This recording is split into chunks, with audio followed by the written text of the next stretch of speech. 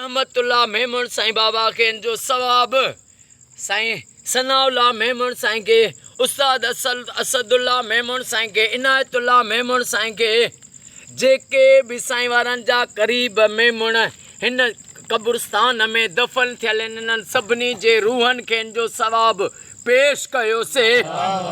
साईं अब्दुल गफूर मेमन साईं के, अब्दुल लतीफ़ मेमन साईं के, डॉक्टर शकील अहमद मेमन साईं के ऐं महबूब जे नूरी हथारों मुंहिंजो जानी हिन कब्रस्तान में ॿियो बि फ़क़ीर साईं आहे मोहम्मद साजन पणियो खेनि जो सवाब पेश कयोसीं ऐं जिंद वॾे साईं जे सॼे कब्रस्तान खे हिन जो सवाब पेश कयोसीं। ओ मौला अॼु मंझंदि 1 बजे खां वठी हिन कब्रस्तान में महबूब जी सलवात थी आहे साईं बाबा रहमतुल्लाह मेमन साईं जे इसाले सवाब ख़ातिर। ओ मौला सलवात जो वास्तो थिए ऐं अम्मा फातिमतो ज़हरा ऐं अम्मा ज़ैनब सलाम अल्लाह अलैहा जो वास्तो थिए साईं रहमतुल्लाह मेमन साईं बाबा के जन्नतुल फिरदौस में करीम आका जो पाड़ो कचहरी नसीब फरमा। ओ मौला ए करीम अॼो को साईं ख़ादिम हुसैन मेमन साईं जो ख़ैर फरादन साईं मेमन साईं जो ख़ैर पंहिंजी बारगाह में उहुद जबल जेॾो लिखण क़बूल फरमा। ओ मौला हे नेक औलाद अल्लाह जी वॾी नेमत हूंदी आहे बाने खे रब नेक औलाद ॾे त उहा नेक औलाद अहिड़ा कम कराईंदी जे साईं वारनि पंहिंजे बाबा जे मज़ार ते लख सलवात पढ़ाई आहे।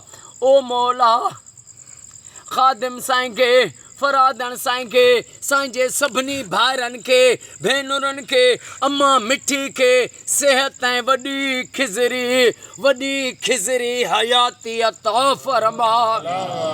ओ मौला हिननि जा क़यामत ताईं सॼण साम्हूं कजां ऐं हिननि जे दुश्मननि खे निस्तो नाबूद फरमा। रब तुंहिंजो वाइदो आहे त सलवात पढ़ी दुआ घुरो क़बूल कंदोमांव। ओ मौला सलवात जे सदके ख़ादिम साईं जी जेका फ़रियाद क़ुरान सोणे खे ॾिनीसीं ओ मौला उहा शइ असांखे वापसि अता थिए मिले मौजज़े सां इहा दुआ क़बूल फरमा। साईं वारनि जे रोज़गारनि में गईबी फरादन साईं जे ख़ादिम साईं जे सभिनी भाइरनि जे रोज़गारनि में ज़ाहिरी गईबी बरकतूं गंज अता फरमा। ओ मौला ए करीम साईं मुमताज़ अली उस्ताद मंगरियो साहब खे गुलज़ार अली फुलपोटो साईं खे बाबा साबिर हुसैन पणियो साईं अली नवाज़ साईं खे अरबाब साईं खे क़यामत ताईं आबाद फरमा। ओ मौला ए करीम मां दिल जो गुजड़ियों ॻाल्हियूं मिठा तोखे न चवां त भला कंहिंखे चवां। रब हाजी अल वधायो भंड साईं जा क़यामत ताईं बचा घर आबाद फरमा। ओ मौला हर मुसलमान मोमिन खे पंहिंजे घर में लख सलवात पढ़ाइण जी सआदत नसीब फरमा। महबूब जी सारी उम्मत खे त फ़िरक़ेबाज़ी खां बचा क़ुरान फ़िरक़े वारियत खां मना थो करे महबूबनि मना कई आहे वली सगोरनि मना कई आहे। ओ मौला हिन कूड़ी फ़ानी दुनिया जे ख़ातिर पैसे जे ख़ातिर जेके तफ़ुरक़े जूं नफ़रतूं था फैलाइनि ओ मौला महबूब जी उम्मत खे उन्हनि खां बचा भलनि जी सोबत अवलनि जी सोबत नसीब कर ऐं महबूब जी सारी उम्मत खे फ़िरक़े वारियत खां क़यामत ताईं बचा पनाह ता फरमा।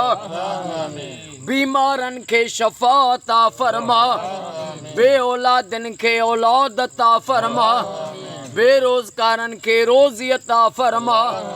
इन्नल्लाह व मलाइकतहु युसल्लूना अलल नबी या अय्युहल्लज़ीना आमनू सल्लु अलैहि व सल्लिमू तस्लीमा। अल्लाहुम्मा सल्लि अला सय्यदना मुहम्मदिन नबिय्यिल उम्मी व अला आलिहि वसल्लमो तस्लीमा। ला इलाहा इल्लल्लाह मुहम्मदुर रसूलुल्लाह। नारे हैदर।